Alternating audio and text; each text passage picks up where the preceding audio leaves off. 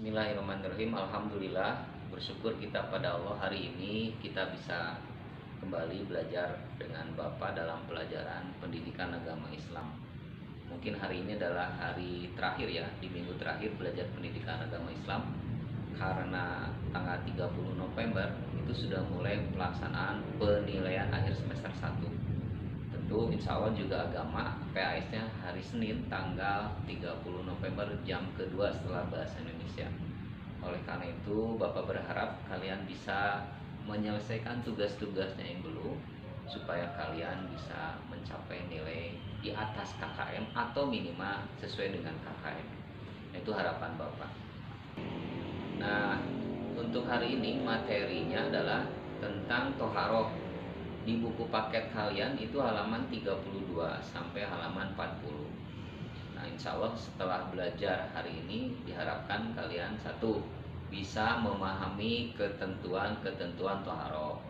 Yang kedua, bisa mempraktekkan tata cara toharoh.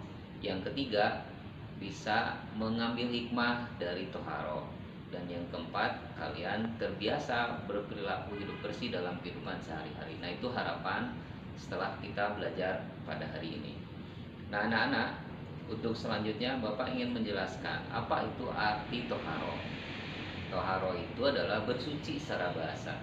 Secara istilah adalah mensucikan diri, badan, pakaian, tempat tinggal, lingkungan sekitar kita dari najis dan hadas.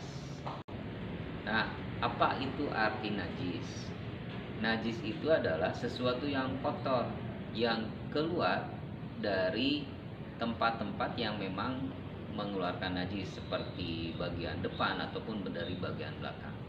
Nah, itu arti apa najis? Sesuatu yang kotor yang bisa membatalkan tidak diterimanya ibadah kita di sisi Allah Subhanahu wa taala. Nah, najis itu ada tiga. Ada najis mukhafafah, ada najis mutawasito, ada najis mughalazo. Najis mukhafafah adalah najis ringan.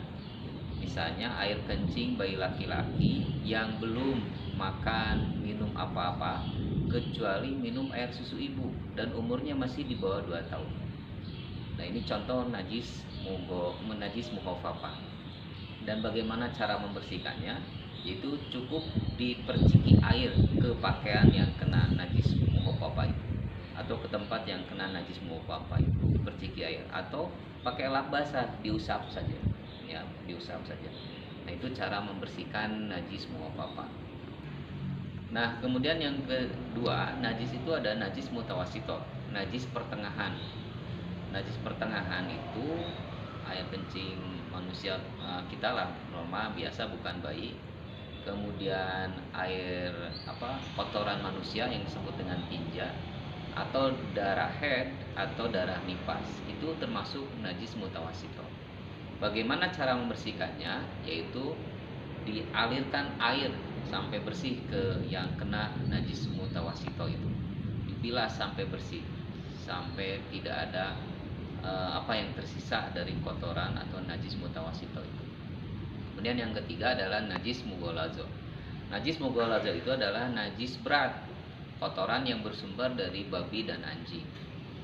Nah, bagaimana cara membersihkannya? Ada tahapan-tahapannya, beda dengan najis mukhafafah, mutawasito, juga mughalazo.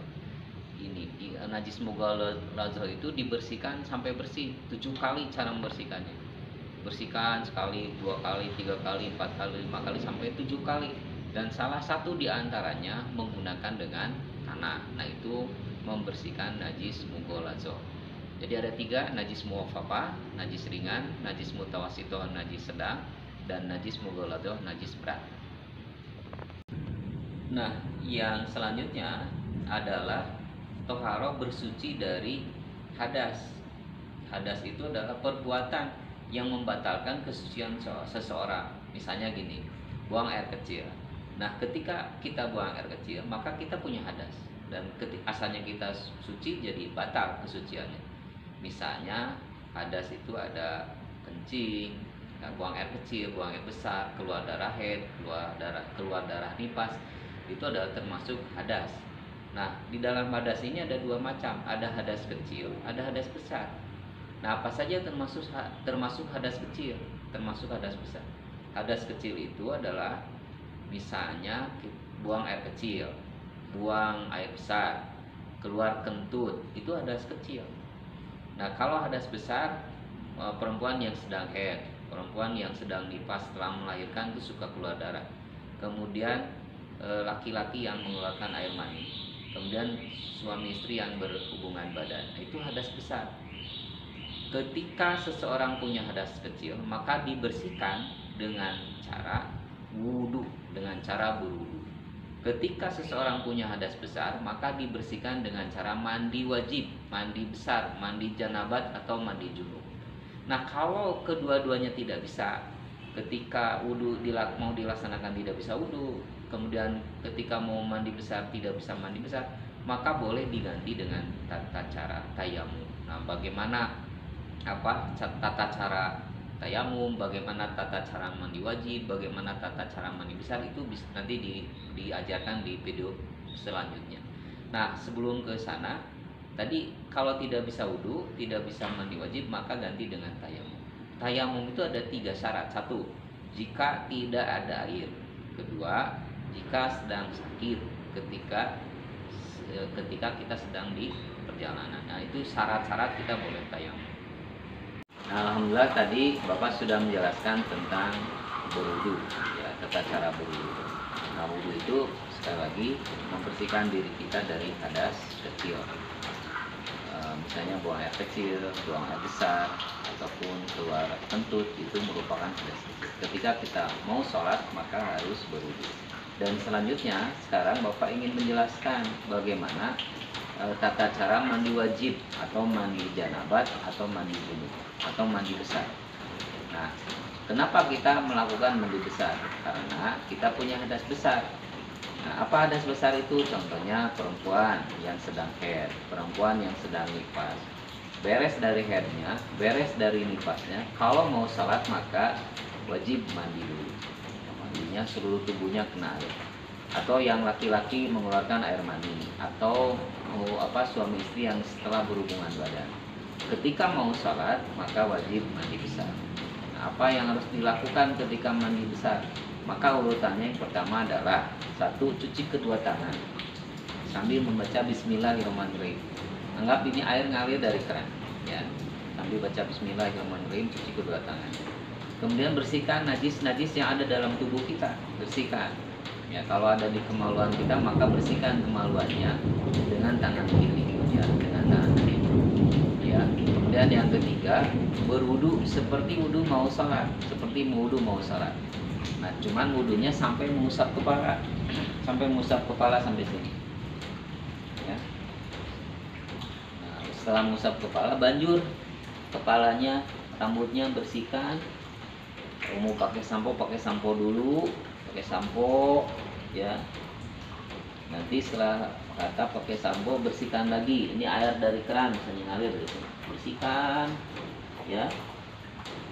Terus kerankan lagi sampai ketiga kalinya sampai bersih.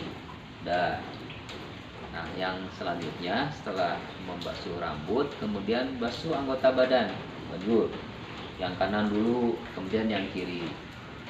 Ada sabun, pakai sabun, bersihkan badannya pakai sabun. Banjur lagi bagian yang kanan dulu, kemudian yang kiri. Dan yang terakhir anak-anak, mandi wajib itu ditutup dengan mencuci kedua kaki. Ya, kaki kanan dibersihkan sampai bersih, kaki kiri dibersihkan. Dan setelah itu selesai mandi wajibnya. Ucapkan alhamdulillahirabbil alamin. Nah, bagian yang terakhir adalah tayamum, toharoh, mencucikan diri dengan cara tayamum. Nah, tayamum itu kita lakukan ketika kita tidak bisa berwudu, tidak bisa melakukan mandi besar. Nah, kenapa sebabnya kita tidak bisa wudu, tidak bisa mandi besar? Ada syaratnya kita boleh tayamum. Itu ada 3 syarat. Yang pertama, jika tidak ada air, sudah mencari air kemana-mana, mau wudhu susah, ya airnya nggak ada, maka boleh ganti dengan tayamum. Yang kedua, jika sedang sakit, yang sakitnya juga tidak boleh kena air. Dan yang ketiga, ketika kita sedang dalam perjalanan, Nah, itu syarat atau sebab-sebab boleh kita tayamum. Nah, bagaimana cara tayamum? Sungguh sangat mudah tayamum itu.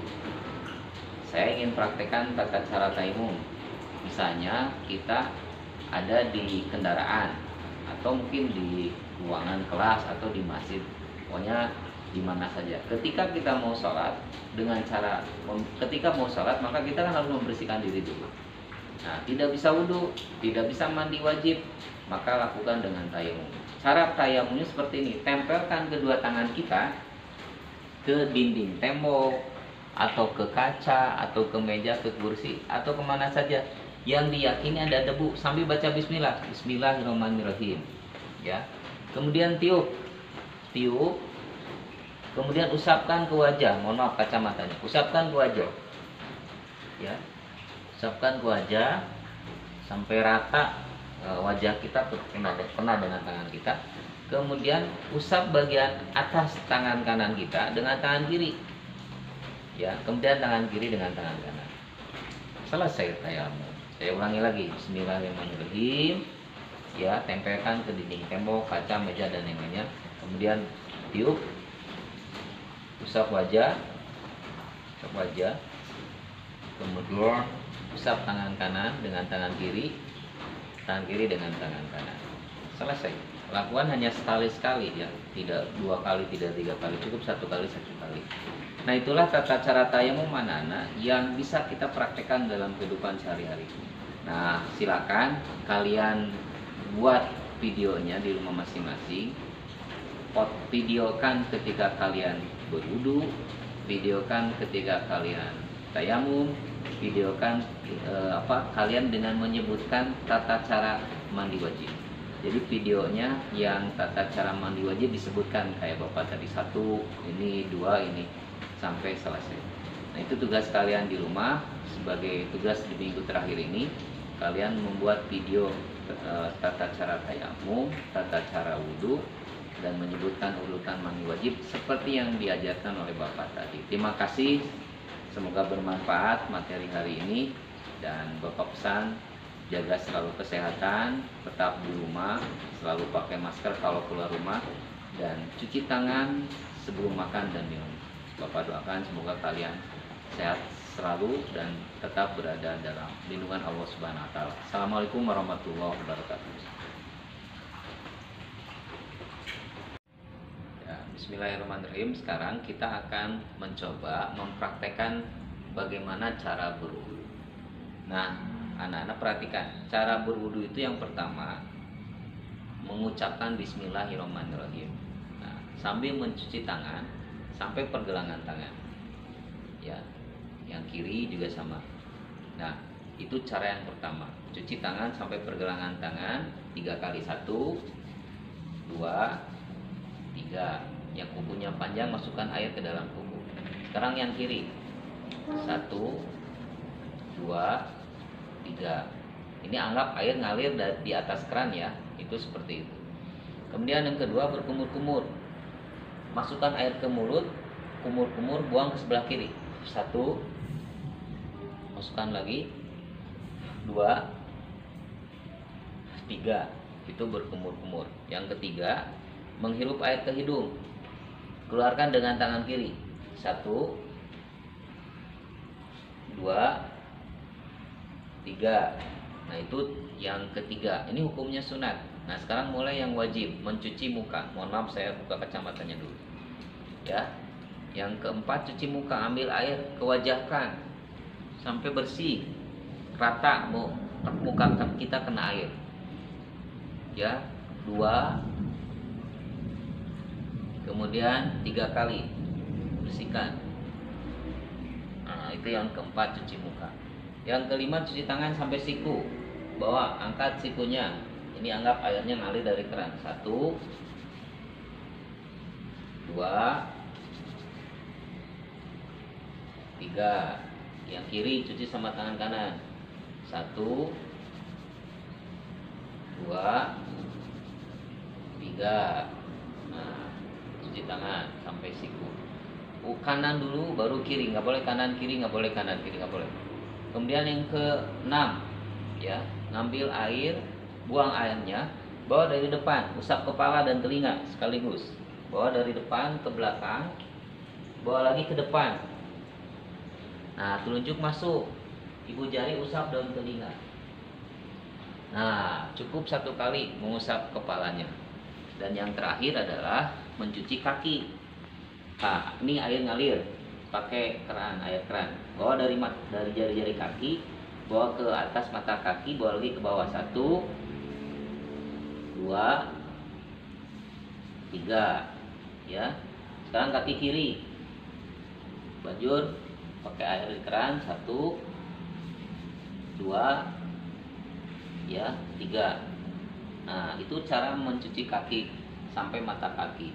Kemudian menghadap kiblat, baca syahadat, asyhadu alla ilaha illallah wahdahu la syarikalah wa asyhadu anna muhammadan abduhu wa rasuluh. Kalau kalian tahu artinya adalah aku bersaksi tidak ada Tuhan selain Allah yang Maha Esa, tidak ada sekutu baginya, dan aku bersaksi bahwa Muhammad itu adalah hamba dan utusan Allah. Nah, sampai di sana tata cara berwudu yang insya Allah dicontohkan oleh Rasulullah SAW. Semoga tata cara wudu ini bisa kalian praktekkan nanti di rumahnya masing-masing ketika mau melaksanakan ibadah sholat.